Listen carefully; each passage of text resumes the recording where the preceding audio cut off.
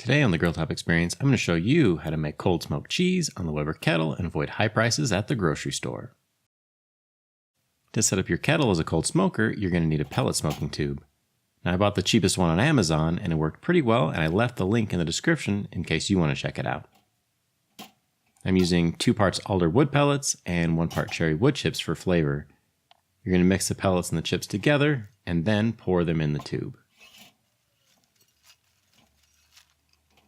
Now make sure that you fill it all the way to the top so it burns well, otherwise it might burn out when you cook. Then get out your blowtorch or whatever you want to use to light the pellets with. You need to heat it until it continues to flame on its own. If the flame goes out, light it again until it stays lit.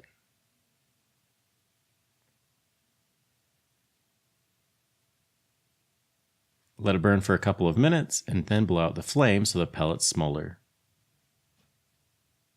Then lift the grill grates and carefully put the pellet tube on the charcoal grate. You want to put it on one end so you can keep it as far away from the cheese as possible.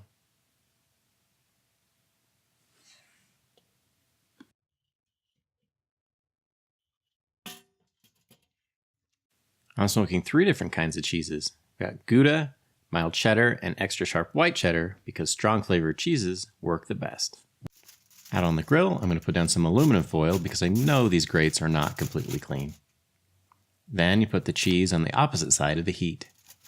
If I'd been thinking, I would have put the Gouda on the rind to keep both sides in the smoke at all times, but I'll just flip the cheese around halfway through the smoke to make sure it flavors evenly. People say you can smoke cheese for 1 to 4 hours depending on your preference. I went with 2 hours and made sure to keep the temperature under 90 degrees Fahrenheit or 32 degrees Celsius. Any higher and you risk melting the cheese, so do a test run without the cheese to make sure you get your temperatures right. After a couple of hours, the cheese is a bit darker and ready to come off the grill.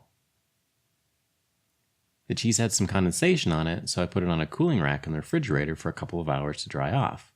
I did that to avoid mold, but you can skip that step if you don't have condensation. The final step is to wrap the cheese in plastic wrap and put it in the refrigerator for a week or 2. That allows the smoke to permeate the cheese and enhance the flavor. It'll be hard to wait that long, but you'll be rewarded for your patience.